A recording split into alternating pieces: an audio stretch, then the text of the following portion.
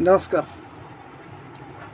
कालच महाराष्ट्र सरकारने शासन निर्णय काढलेला आहे 12 पानी, ज्याच्यामध्ये त्यांनी त्याला सरकारचं मराठी भाषा धोरण असं त्याचं शीर्षक आहे. त्याच्यावरती आम्ही पत्र पाठवून ज्या सचिवांची त्याच्यावर सही आहे त्यांना असं म्हटलं आहे की केवळ 12 पानांचा हा शासन निर्णय आहे. हे राज्यभाषा सल्लागार समितीचं आम्ही 2023चं जे धोरण सरकारला सादर केलेलं आहे ते संपूर्ण धोरण लोक आम्हाला विचारत आहेत कुठे मिळेल. आम्ही पत्रात अशी विनंती केली आहे सचिवांना की ते धोरण संकेतस्थळावरती जसं 2014चं संपूर्ण उपलब्ध आहे तसं हे 2023चं सुद्धा लोकांना संपूर्ण उपलब्ध असलं पाहिजे आणि ते शक्य तितक्या लवकर उपलब्ध करून द्या. पत्रकारही आम्हाला विचारतात, तुम्हालाही विचारत असतील. आणि अनौपचारिकरित्या आत्ता असं कळलेलं आहे मला की ते सोमवारपर्यंत कदाचित संकेतस्थळावरती उपलब्ध होईल. त्याची शक्यता कितपत आहे नाही याची कल्पना आपल्याला नाही. कारण जर सरकारने जाहीर केलेलं 14 एप्रिलचं शासन निर्णयामध्ये जी 12 पानं आहेत, ही 12 पानं म्हणजे जर सरकारला संपूर्ण भाषा धोरण म्हणायचं असेल तर त्याचे अर्थ फार गंभीर होतात. म्हणजे भाषा सल्लागार समिती समोर 3-3 सभांमध्ये ज्या धोरणांवरती 4-4 भाषा सल्लागार समित्यांनी चर्चा केली आणि शेवटची आमच्या भाषा सल्लागार समितीने केली आणि सरकारला सादर करूनही वर्ष होऊन गेलं. त्यानंतर आत्ता जर केवळ 12 पानाचा शासन निर्णय म्हणजे जर शासनाचं धोरण असं त्याच्यावर लिहिलं असं असेल तर समितीच्या सगळ्या तज्ज्ञ सदस्यांना ती आपली फसवणूक झाल्यासारखं वाटण्याची शक्यता आहे आणि ती बोलून दाखवत आहेत लोक एकमेकांजवळ. ते धोरण संपूर्ण अहवाल जो आहे हे धोरण आहे आणि असं सध्या आम्ही गृहीत धरतो आहे की ही 12 पानं म्हणजे त्यातलं काही बाबी शासनाला संक्षिप्तरित्या या शासन निर्णयामध्ये त्यांनी घेतल्या असा तुर्तच आपण त्याचा अर्थ समजूया. जर संकेतस्थळावरती संपूर्ण धोरण टाकलंच गेलं नाही, संपूर्ण 2023चं राज्यभाषा सल्लागार समितीने करून दिलेलं, तर निश्चितपणे मग ही सरकारने केलेली समितीची सुद्धा आणि लोकांची सुद्धा दिशाभूल आणि फसवणूक आहे असं म्हणता येईल. पण तुर्तास आपण तसं म्हणणार नाही आहोत.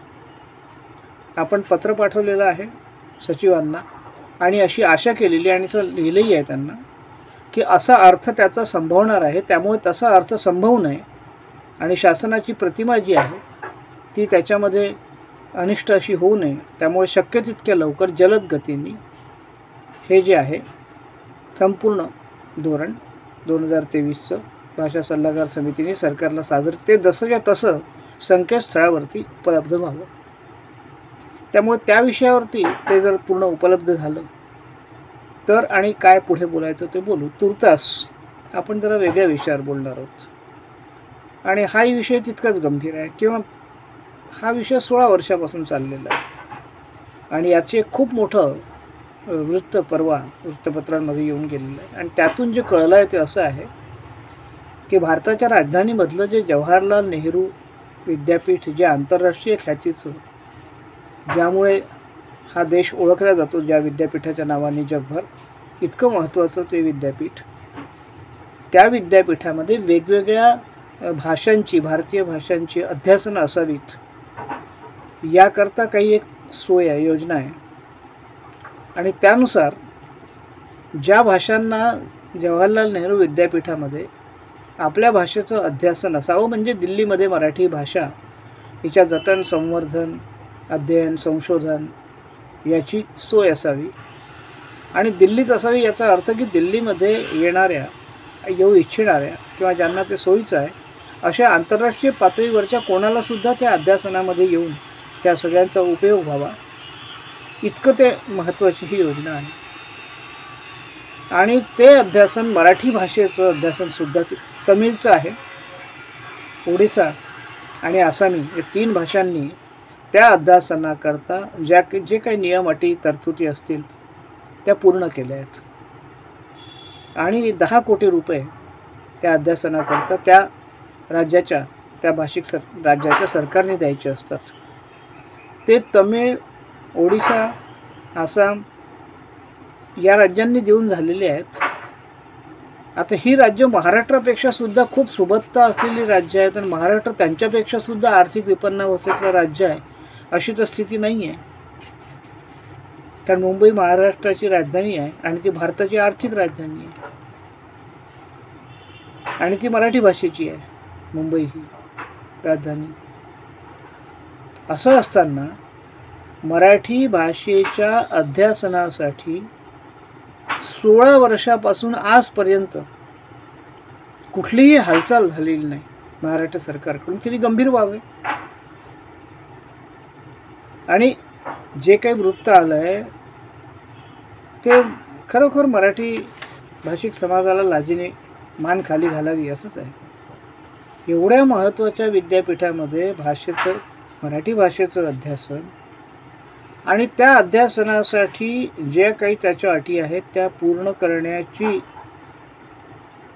क्षमता, सामर्थ्य फक्त महाराष्ट्र सरकारजवळ नसावं आणि तो पूर्ण करण्याइतका 8.5 कोटी रुपयाचा उरलेला निधी जो 1.5 कोटी देऊन झालेला आहे, तो 8.5 कोटी रुपयाचा निधी द्यायला 16 वर्ष महाराष्ट्र सरकार जो पैसे नसावे, किती लाजिरवाणी परिस्थिती आहे. हे वृत्त वाचल्यावरती आपल्याला शरम वाटावी. 16 वर्षापूर्वी म्हणजे 2008 साली 1.5 कोटी रुपये शासनाने या अध्यासनासाठी दिले असं त्या वृत्तावरून कळतं. आणि 16 वर्षामध्ये फक्त 1.5 कोटी रुपये सरकार देऊ शकलं, हे किती आश्चर्य. त्यावेळेला सुरू करायला 5 कोटी लागत होते, आता 10 कोटी लागतात. म्हणजे आता ते अध्यासन सुरू करण्याचा 5 कोटी भूर्दंड आहे. तेव्हा 5 कोटीच दिले असते, म्हणजे जे 1.5 कोटी दिले त्यातले उरलेले तर 3.5 कोटीत लागले असते. आता 8.5 कोटी लागतील. आता हे अधिकचे जे 5.5 कोटी लागतील याचं खापर कोणाच्या माथ्यावर फोडणार आहे सरकार? स्वतःच्याच. 5 कोटी रुपयात जे काम होणार होतं, जे आज 10 कोटी रुपये लागणार आहे, आणि हा जो जनतेचा पैसा हा विलंब लागल्यामुळे अकारण खर्च होणार आहे, हा कोण भरून देणार आहे? संबंधित कोण अधिकारी आहे? त्याच्यावर जबाबदारी निश्चित करणार आहे का सरकार? की हे 5 कोटीचा भूर्दंड या विलंबामुळे जो लागतोय तो कोणामुळे लागतोय याची चौकशी करणार आहे का सरकार? केली पाहिजे, जबाबदारी निश्चित केली पाहिजे. कारण याशिवाय हा हलगर्जीपणा दूरच होणार नाही. कोणाला तरी याकरता दंडित केल्याशिवाय, शासित केल्याशिवाय, सरकारने आपली त्याबद्दलची इच्छाशक्ती दाखवून दिल्याशिवाय मराठीकडे उपेक्षेने पाहण्याचा शासन प्रशासनाचा हा जो दृष्टिकोन आहे, या सुधारणा होणं शक्य नाही आहे. इतक्या सहजपणे मराठी भाषेशी कोणीही वागू शकतं. आणि 5 कोटी रुपये मराठी भाषिक समाजाचे करदात्यांचे हे विनाकारण अधिकचे खर्च करणार आपण आता ते अध्यासन करून घ्यायचं झालं तर, की करायचंच नाही आहे सरकारला ते, की ते 1.5 कोटी जे दिलेले आहे तेही परत मागणार आहे. त्याच्यावरचं व्याज तर परत मागता जा तुम्ही. ते व्याज नव्याने जे छत्रपती शिवाजी महाराज अध्यासन झालं आहे त्याच्याकडे वळतं करा असं सरकारने अट घातलेलीच आहे.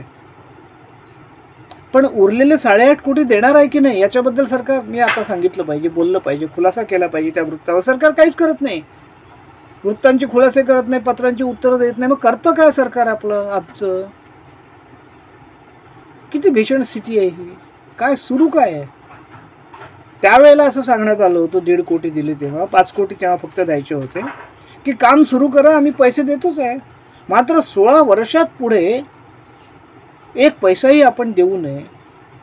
त्यामुळे भारताच्या राजधानीतलं मराठीची प्रतिष्ठा वाढवणारं, जी आंतरराष्ट्रीय प्रतिष्ठा निर्माण करणारं हे जे अध्यासन आहे हे आकाराला चालेल नाही अजून. मग ते यावं अशी सरकारची इच्छा आहे की येऊ नये अशी इच्छा आहे? कोण आहे की ज्याची अशी इच्छा आहे शासनामध्ये, प्रशासनामध्ये, की मराठी भाषेचं अध्यासनच दिल्लीत असू नये? असं कोणी आहे का? असेल तर शोध घ्यावा ना त्याचा, सांगावं आम्हाला. आम्ही उत्सुक आहोत जाणून घेण्यासाठी. आणि त्यांच्यावर यथायोग्य कारवाई व्हावी जर जाणून बुजून हा विलंब होत असेल, मराठी भाषेचं अध्यासन होऊच द्यायचं नाही असं जर कोणी ठरवत असेल. जवाहरलाल नेहरू विद्यापीठाकडून त्या वृत्तानुसार असं कळतं की उच्च आणि तंत्र शिक्षण विभागाला वारंवार स्मरणपत्र आली, पत्रव्यवहार केला गेला. त्या वृत्तामध्ये ज्या तारखा दिल्या आहेत 13 मे 2015, 24 जून 2016, 23 नोव्हेंबर 2022 आणि 19 जून 2023. किती वेळा ते पत्र लिहितील तुम्हाला, किती वेळा स्मरण करून देतील? आणि इतके वेळा गेल्या 8 वर्षामध्ये त्यांनी 4दा स्मरण करून दिल्यानंतर सुद्धा किती अंदाजपत्रकं झाली आपली, का नाही तरतूद केली गेली? त्याच्यामध्ये जर आपल्याजवळ तरतूद नसेल तर 3.5-4 कोटीची तरतूद करून मागणारं, 5 कोटी रुपये देऊन पूर्ण होऊ शकणारं अध्यासन सुरू करण्याची सरकारला का घाई नाही आहे? आपल्या सरकारला म्हणजे तमिळ, ओडिसा, आसामी यांना घाई आहे म्हणून त्यांनी पूर्ण रक्कम दिली सुरू. आपल्या सरकारला मराठीचं ते अध्यासन सुरू होण्यापेक्षा ते 3.5-4 कोटी देखील न देता रोखून धरणं, ह्याच्यामध्ये काय रस होता? आणि आता 8.5 कोटी द्यावे लागणार आहेत. कोणामुळे हा भुर्दंड बसणार आहे 8.5 कोटी रुपयांचा? याची पुन्हा पुन्हा आठवण करून दिली पाहिजे सरकारने. महाराष्ट्र सरकार आपल्याच पत्रांची उत्तर देत नाही, आमच्या मराठीच्या कार्यकर्त्यांच्या असं नाही. जवाहरलाल नेहरू विद्यापीठाच्या कुलगुरूंनी पाठवलेल्या पत्राची सुद्धा उत्तरं देत नाही. म्हणजे आपण कशाचं गांभीर्य आहे आपल्या सरकारला, शासनाला, प्रशासनाला, मराठी भाषा विभागाला? कोणत्या विभागाकडे येतं हे? उच्च आणि तंत्र शिक्षण विभाग. का नाही आहे त्यांना गांभीर्य या सगळ्या गोष्टींचं? मराठीबाबतच्या अशा कोणत्याच पत्राची उत्तरं न देणं, प्रतिसाद न देणं, दखल न देणं, यांनी काय प्रतिमा मराठीची आपण JNUच्या कुलगुरूकडे आणि भारताच्या बाहेर निर्माण करतो आहे ते अध्यासन सुरू होत नसल्यामुळे. एकीकडे आपण मराठीच्या विश्व साहित्य संमेलनांच्या सरकार गप्पा मारतो. या अध्यासनाबाबत JNUला जो प्रतिसाद नाही, शांतिश्री पंडित तिथल्या कुलगुरू आहेत, त्यांनी पाठवलेली ही पत्र आहेत मुख्यमंत्र्यांना आणि उपमुख्यमंत्र्यांना. आणि 10 कोटी एक रकमेत दिल्यास अध्यासन उभं करण्याची तयारी दाखवलेली आहे. ही जी स्थिती आहे, ही जी तयारी दाखवली आहे, तिला प्रतिसाद का नाही देत आहे सरकार? आपलं सरकार पैसे तर देत नाहीच आहे, उलट त्या 1.5 कोटीवरचं जे व्याज आहे ना, ते त्या नवीन अध्यासनाकडे वळतं करायला तेवढं मात्र सांगताय. बरोबर, काय बोलायचं काय याच्यावरती? आपण हसावं की रडावं अशी परिस्थिती आहे. महाराष्ट्र सरकारला उर्वरित 8.5 कोटी द्यायला 16 वर्ष लागत आहेत आणि तरीही देऊ शकत नाही आहेत.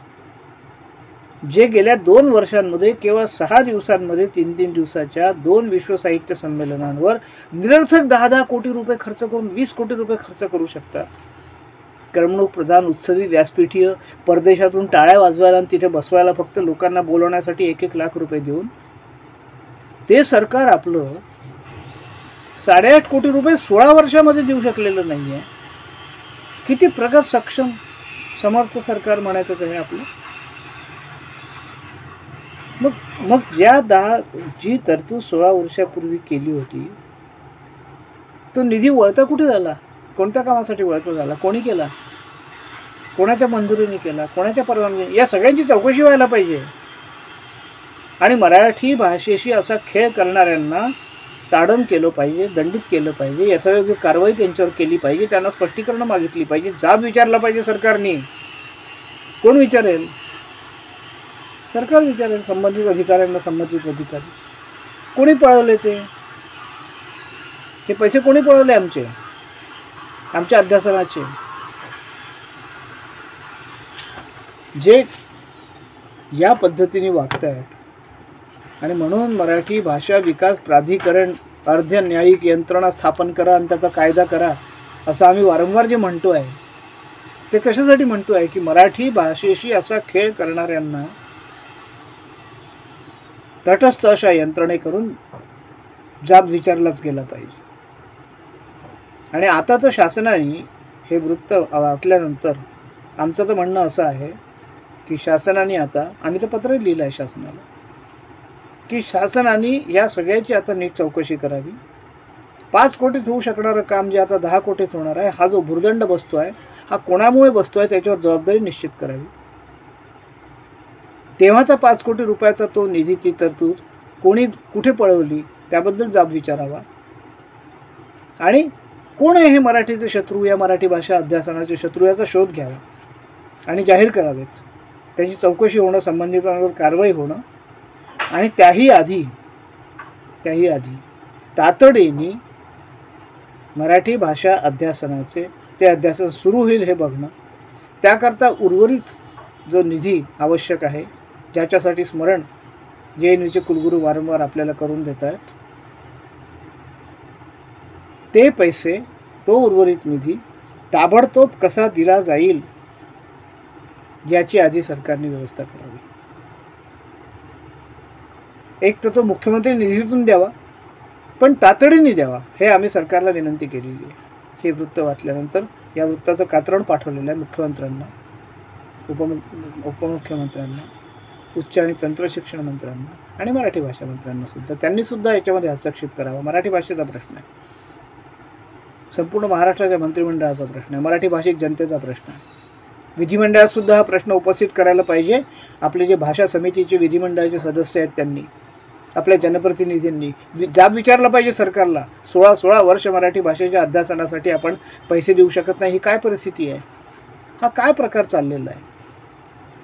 आपले जनप्रतिनिधीसुद्धा या बाबतीमध्ये प्रचंड उदासीन असतात आणि त्याच्यामुळे या गोष्टी त्यांच्या लक्षात आणून दिल्यानंतर सुद्धा त्या मार्गी लागू नयेत. हे किती आश्चर्य आहे.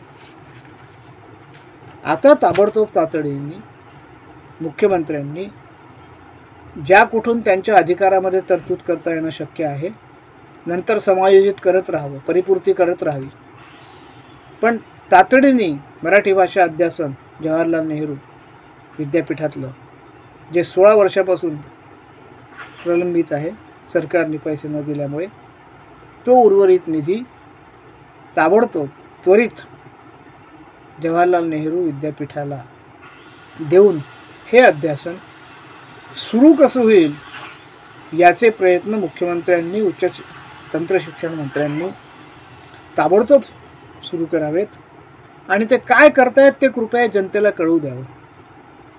16 वर्षानंतर कळतं आहे आम्हाला आज बातमी आल्यामुळे की 16 वर्ष हा उद्योग चाललेला आहे, हे अध्यासन न होऊ देण्याचा. कोणाला रुची आहे मराठीच्या या पद्धतीने मराठीशी वागण्यामध्ये? का मराठीशी या पद्धतीने वागण्याची कोणी हिंमत करू शकतं? याचं कारण आपलं सरकार मराठीशी असं वागणाऱ्यांना योग्य वेळी योग्य शासन करत नाही, योग्य जाब विचारत नाही. सरकारला वेळोवेळी हे सगळं लक्षात आणून दिल्यानंतर सुद्धा त्या कार्यकर्त्यांची सरकार उपेक्षाच करत राहतं, विचारणाऱ्यांची. त्यानुसार कोणती कृती करत नाही. हे जे काही चाललेलं आहे, मराठी भाषिक समाजाने याबद्दल अतिशय सजगपणे सरकारला प्रश्न विचारले पाहिजे. जनप्रतिनिधींनी, आम्ही तुम्हाला निवडून कशाकरता देतो, जनप्रतिनिधींनी सुद्धा या संबंधात अतिशय सजगतेने प्रश्न विचारले पाहिजे. विधिमंडळाची जी भाषा समिती आहे त्यांनी विधिमंडळामध्ये हे प्रश्न आमच्या वतीने उपस्थित केले पाहिजेत. कारण तिथे तुम्ही आहात ना आमच्या वतीने, कोण बोलेल या विषयावर तिथे? आम्ही तुम्हाला फक्त म्हणू शकतो, तुम्ही म्हणा तिथे सरकारला. विधान परिषदेच्या, विधानसभेच्या अध्यक्षांनी, सभापतींनी सुद्धा सरकारला हे जे आम्ही आता लक्षात आणून देतो आहोत याबद्दल जाब विचारला पाहिजे आणि हा प्रश्न शक्य तितक्या लवकर आणि वेगाने मार्गी लावला पाहिजे. एकूणच जे काही चाललेलं आहे, मराठी भाषा धोरण परवा सरकारने जाहीर केलं. आम्ही अतिशय आनंदित होऊन सरकारचं अभिनंदन केलं, स्वागत केलं. पण त्याच्यानंतर जो आम्हाला 12 पानाचा फक्त शासन निर्णय दिसला, त्यामुळे आम्ही प्रचंड उदासीन झालो, निराश झालो. हे नैराश्यही आम्ही सरकारच्या लक्षात आणून दिलं की संपूर्ण अहवाल तुम्ही संकेतस्थळावर टाकण्याचं का टाळताय? 2014चा उपलब्ध आहे आणि 2023चं जे धोरण तुम्ही जाहीर करता ते संपूर्ण धोरण का उपलब्ध नाही? ते टाका संकेतस्थळावरती, कळू द्या लोकांना. भाषा सल्लागार समितीने, अगोदरच्या भाषा सल्लागार समितीने काय काम केलं हे जसं तुम्ही 2014च्या अहवालाने लोकांना कळू दिलेलं आहे, 2023च्याही भाषा सल्लागार समितीने काय काम केलेलं आहे. तुम्ही जेव्हा ते धोरण ठेवलं होतं या सल्लागार समितीसमोर विचारार्थ, पुन्हा 10 वर्षे जाहीर न करता ते का ठेवलं होतं? आणि मग त्याच्यामध्ये या भाषा सल्लागार समितीने अजून काय पुस्ती जोडली आहे, काय नवीन दिले, हे लोकांना कळलं पाहिजे ना. ते धोरण तुम्ही पूर्ण उपलब्ध करून दिल्याशिवाय कसं कळणार आहे? लोकांचा अधिकार आहे तो जाणून घेण्याचा. ही माहिती लोकांपासून लपवू नका. आणि 12 पानाचा केवळ शासन निर्णय याला संपूर्ण धोरण कृपा करून म्हणू नका. ती आमची फसवणूक करणं ठरेल. ही फसवणूक कृपा करून करू नका. जर चूक झाली असेल काही, आम्ही लक्षात आणून दिलेली आहे, ती कृपा करून शक्य तितक्या वेगाने दुरुस्त करा. दुरुस्त होत असेल तर, आणि होत नसेल तरी या विषयावर आपण जे काही पुन्हा म्हणायचं असेल ते नंतर बोलू. धन्यवाद.